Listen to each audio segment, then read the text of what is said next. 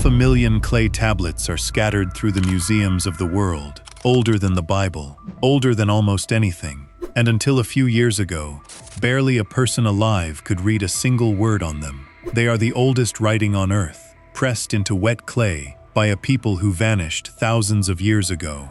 And hidden inside them are things that sound impossible. A flood that comes long before Noah, a list of kings who each ruled for tens of thousands of years, and a story that claims to explain exactly why human beings were made and who made us. Holding a tablet that was written thousands of years ago and being able to read what it says, it's an amazing feeling. If you see a cuneiform tablet for the first time, you're not likely to identify it as writing, and you certainly wouldn't know which way up it went. For 50 years, one man's translation of these tablets convinced millions of people that the truth about our origins was being hidden from them. He was wrong, but what the tablets actually say is stranger than the lie, and a machine is now learning to read the rest. Start with the writing itself, because that is the first mystery. It is called cuneiform, wedge-shaped marks, punched into soft clay with a cut reed, then baked hard as stone.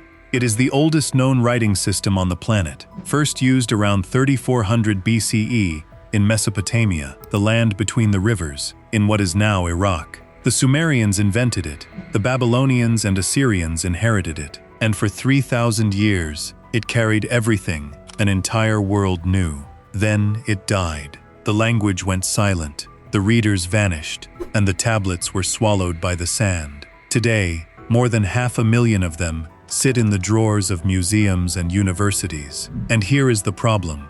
Only a few hundred people on the entire planet can actually read the script, and translating a single tablet by hand can take years. So the vast majority of them have never been read by anyone.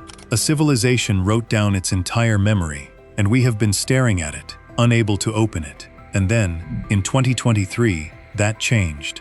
A team of archaeologists and computer scientists trained in artificial intelligence, using the same kind of technology behind Google Translate to convert ancient cuneiform straight into English, almost instantly. Suddenly, tens of thousands of tablets that no living person had ever read could begin to speak. So the question becomes unbearable. What have they been saying all this time?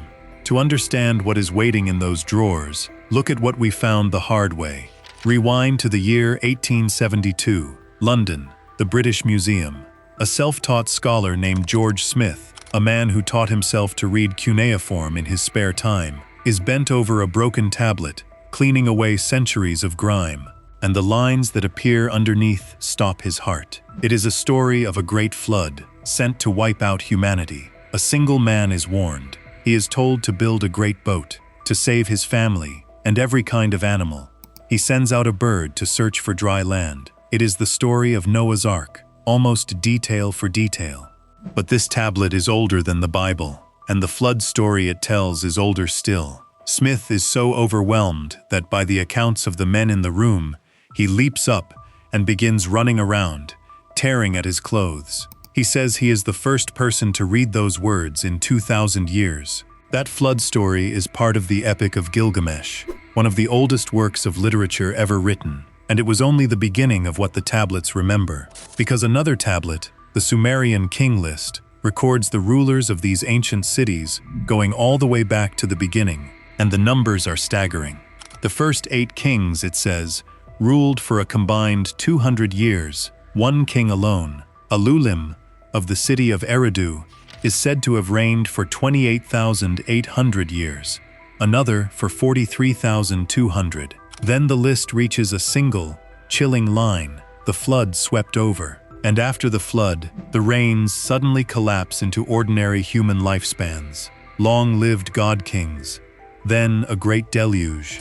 Then normal men. It is the exact same shape as the book of Genesis, where the ancestors of Noah live for centuries before the waters come. Which raises the question the tablets were built around. Who were these god-kings? And who were the gods standing behind them? The tablets have a name for them: the Anunnaki. In the actual Sumerian and Babylonian texts, the Anunnaki are the great gods, the children of the sky god and the earth. And the tablets describe in plain language, how these gods made us. In the oldest surviving version, called the Atrahasis, the story goes like this. In the beginning, before people existed, the lesser gods were forced to do all the hard labor of the world, digging the rivers and canals by hand. After endless years, they threw down their tools and revolted. So the god of wisdom, Enki, proposed a solution. They would create a new creature to carry the burden. One god was sacrificed, and the mother goddess mixed his flesh and blood into clay and shaped the first human beings. And the reason, the tablet states outright, was so that man would bear the load of the gods. Sit with that. The oldest story humanity ever wrote about its own creation says we were built, deliberately, from earth and divine blood, to work.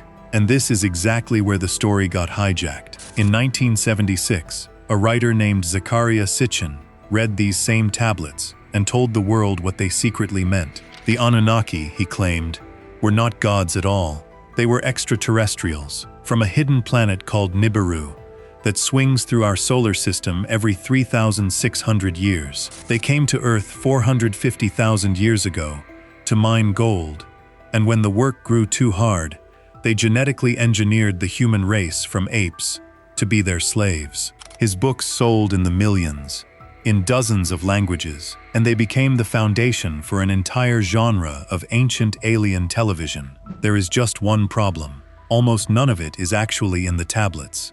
The scholars who can truly read the script, the Assyriologists, reject Sitchin's translations as simply wrong. His version of the Anunnaki appears nowhere in the real Sumerian texts. Nibiru, in the genuine writings, is not a rogue planet hurtling toward Earth. It is a term for a crossing point in the sky, linked to the movement of Jupiter. And the word Anunnaki does not mean alien, invader. It means, roughly, the princely offspring, the children of heaven.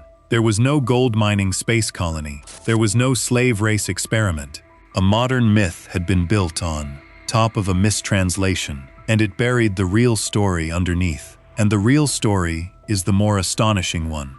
4,000 years ago, a people we have almost entirely forgotten sat down in the mud and wrote the first answer humanity ever gave to the oldest question there is. Where did we come from and why? And their answer, that we were made by the gods to carry their burden, would flow down through Babylon, into the pages of the Bible, and into the beliefs of billions of people who have never once heard the word Sumer. Most of what they wrote, we have still never read. 500,000 tablets, a few hundred readers, until now. The Sumerians wrote humanity's first stories of our creation and our near destruction. And for 50 years, a fantasy about aliens drowned out what the clay actually says. Now, a machine is learning to read the rest of it, tablet by tablet, and the first authors in human history are about to finish a sentence they began 4,000 years ago. Nobody yet knows what they will say.